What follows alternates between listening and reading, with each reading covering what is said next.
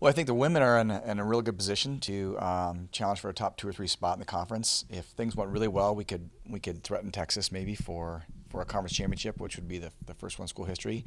But Texas is an awfully good team, and they're set up pretty well coached, and a bunch of really talented athletes. So our work's cut out for us, but we're excited about it. I think that the girls are excited. I think they're focused on what we're doing and looking for good competition. Are there any races or events that you are particularly interested in? I think that for the women, we're really going to have to score a lot of points in the 1500 and the 800 meters.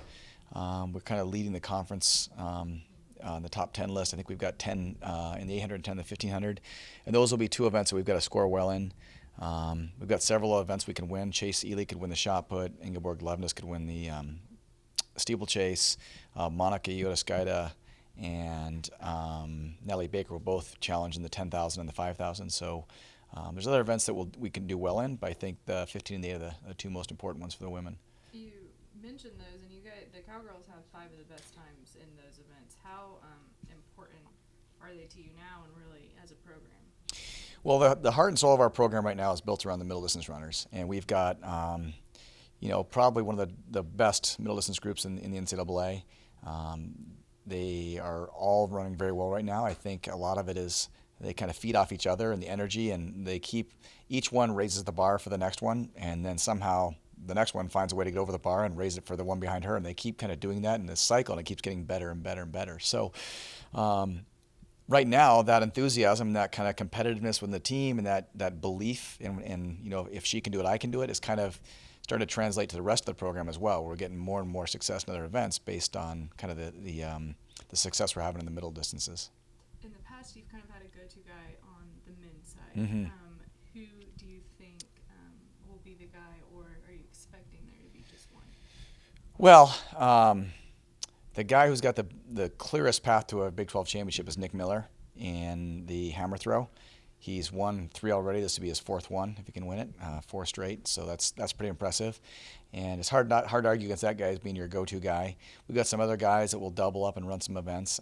Josh Thompson and Sirach Gibber-Cadane, Vagard Olstead, Craig Nowak are all guys that have been around the block a few times and know what to expect and can score points in multiple events.